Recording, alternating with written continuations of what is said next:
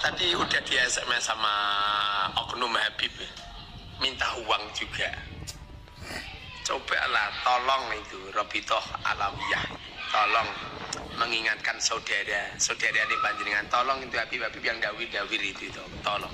Itu benar-benar merasakan. Ya, itu sudah 300 itu saya berikan. Setelah sampai sana yang saya bawa diminta semua dibersihkan. Bahkan yang saya berikan anak saya ini, anak saya ini disuruh ngambil sekalian, itu harus dibersihkan juga. Masya Allah, berarti uangnya panjenengan dikuras semua, terus uang yang dipanjenengan berikan ke anak panjenengan juga diminta juga.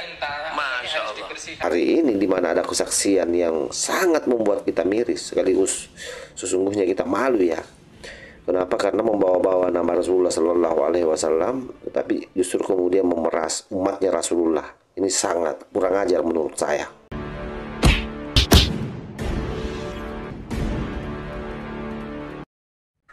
Aduh, memang ini kelakuan kelompok Lawi ya, semakin runyam saja di tengah-tengah diskursus soal nasabnya yang rungkat. Ternyata banyak cerita-cerita memang yang membuat kita miris dan sesungguhnya ini sangat memilukan. Kita juga sebenarnya kasihan. Dimana seorang oknum Habib itu memeras orang tua santri bersama dengan santrinya, seluruh uangnya dipeloroti dengan janji-janji bahwa setelah uang itu diberikan semua, dibersihkan, disucikan katanya, maka pada sore harinya sang orang tua santri akan mendapatkan uang yang banyak. Seperti itulah janji yang diberikan.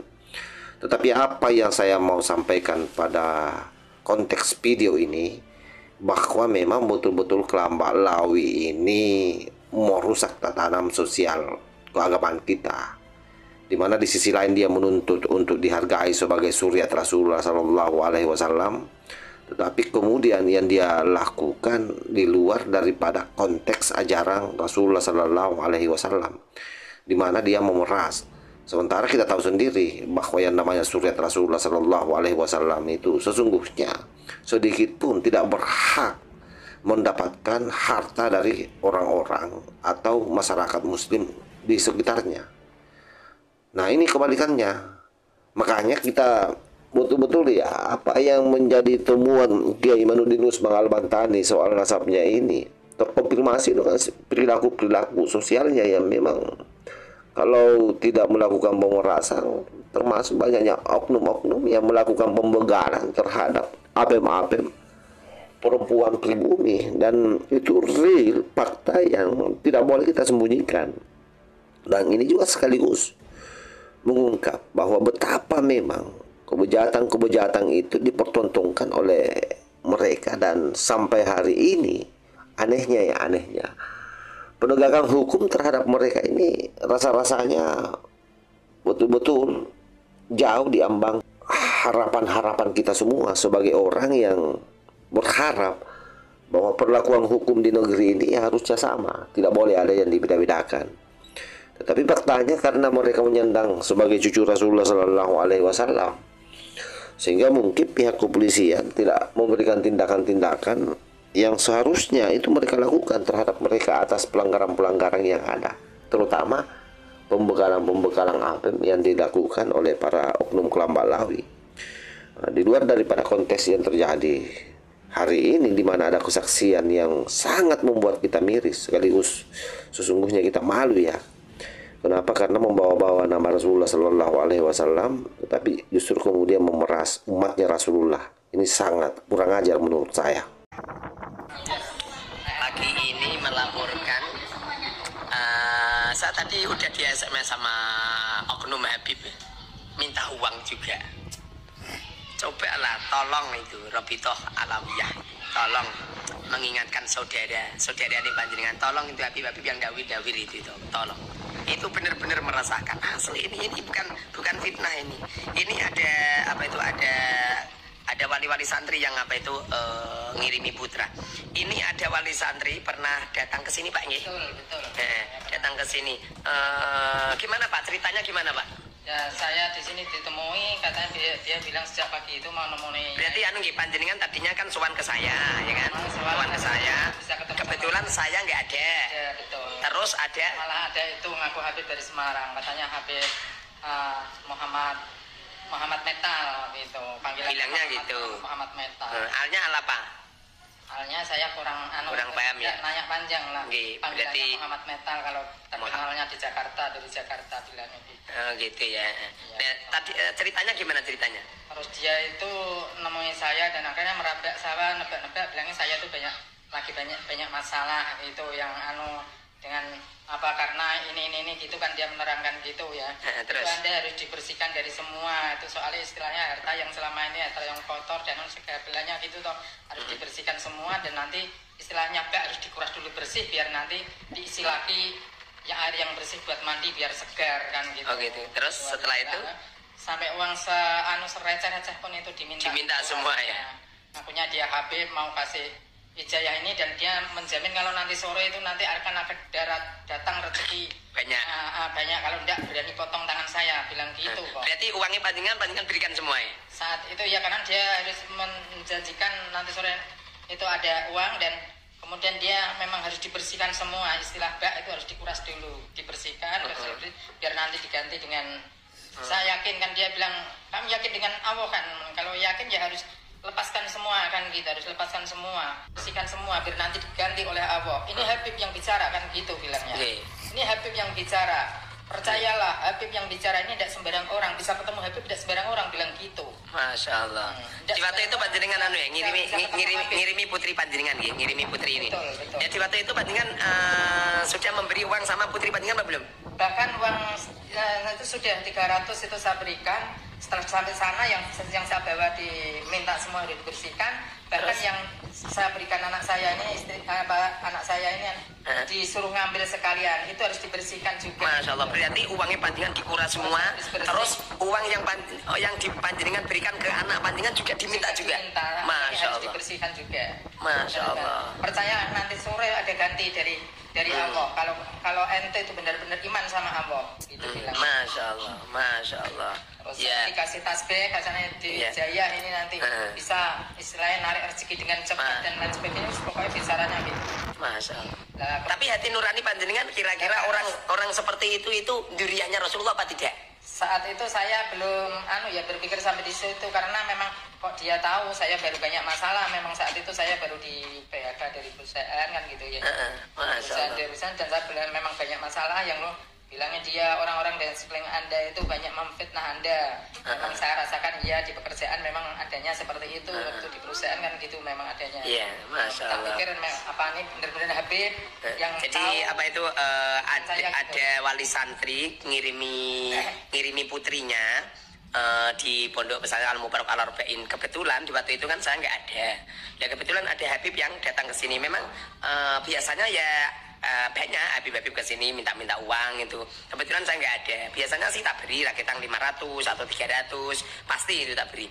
Kebetulan yang ada ini wali santri, beliau ini yang datang ke sini.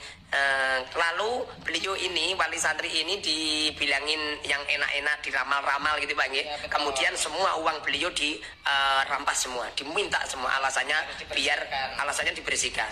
Bahkan uang yang sudah diberikan sama putrinya, ya Neng, uangnya diminta juga ya. Masya Allah, uangnya juga diminta. Ini kejadian semacam ini toh, Masya Allah, sering terjadi. Tolonglah apa itu Robitoh Alawiyah untuk apa itu mengingatkan lah. Jadi jangan hanya sekedar Robitoh Alawiyah ini, jangan hanya sekedar organisasi yang menaungi silsilah saja, jangan. Tapi tolong, sebab kalau dari Robitoh sendiri berdiam diri dan tidak mengingatkan, pada akhirnya akan terulang kembali seperti itu. Dan ini masyhur, dan sering ada orang ngomong gini sama saya, ini fitnah. Padahal gimana Pak, itu fitnah apa memang benar terjadi? Benar terjadi saya ya? sendiri yang mengalami, benar terjadi. Maka nama Habib itu saya rasa hanya dimanfaatkan. Waktu itu istri ikut Bang nggak? Istri ini ikut nggak? Panjenengan ikut, menyaksikan juga? Menyaksikan. Masya Allah. Jadi uangnya gurunya Yai juga ngaku kalau beliau guru saya. Masya Allah. kita percaya. Masya Allah. Masya Allah. Jadi Habibnya itu datang ke sini ngaku kalau beliau guru saya, lalu menguras uang wali santri habis. Dia berani mengatakan gitu kok. Muharrar nih kurang ajar, sudah janjian sama saya jam 8 enggak mau Nggak hadir. nemui, tidak nemui. Padahal nggak janjian sama saya. Ya. Dia tuh santri saya dulu sama saya itu bilang. Padahal saya nggak pernah belajar sama beliau. Dan ini putrinya ini uangnya dikuras semua juga, ya diambil semua ya. Masya Allah. Semoga saja ini untuk pembelajaran lah. Kita ini bukan menfitnah, bukan, tapi benar-benar realita yang terjadi. Dan ini tidak cuma 1 kali 2 kali. Saya sendiri pun seperti itu, Pak. Sering diminta-minta paksa, bahkan disuruh hutang-hutang. Bahkan santri-santri ini, masya Allah, dimintain gitu. Oke. Semoga saja Allah Subhanahu Wa Taala memberikan hidayah untuk saya dan untuk semuanya, dan semoga uang yang telah diminta Pak, semoga Allah mengganti Pak, nggih. Amin. Allah mengganti berlimpah-limpah, dijadikan putri panjenengan putri yang salehah, kaya raya, amin ya rabbal alamin. Semoga manfaat barokah. Saya kira apa yang disampaikan oleh Pak Kiai inilah fakta, ini realitas yang memang harus disodorkan ke publik. Publik harus memberikan penilaian bahwa memang menjadi sangat wajar kalau data-data yang disampaikan oleh Kiai Imad melalui tesisnya itu lagi-lagi terkonfirmasi dalam perilaku sosial kemasyarakatan yang dilakukan oleh kelompok Lawi. Sampai tega melakukan pemerasan terhadap orang tua santri, sampai uang santri pun yang sudah diberikan oleh orang tuanya itu ditarik kembali dengan alasan mensucikan, dan dijanji akan ada nanti uang yang masuk pada sore hari ke orang tua sang santri tersebut. Nah, ini ajaran agama dari mana ini?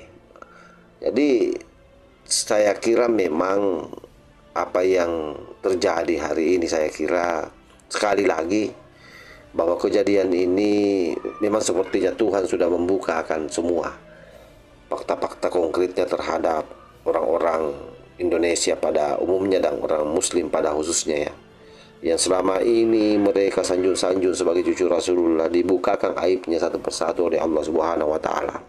Dan saya kira cerita ini pasti terjadi juga di tempat lain, cuma tidak semua orang berani untuk speak up ke publik.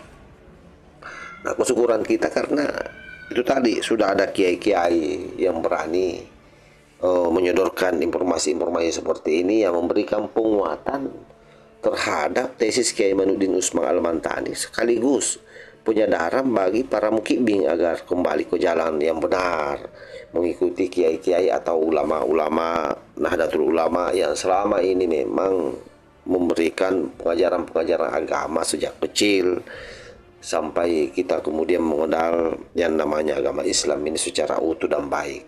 Jadi kalian jangan mau didoboli lagi oleh para kelompok Lawi. Kasihan hidup kalian dalam jangka panjang.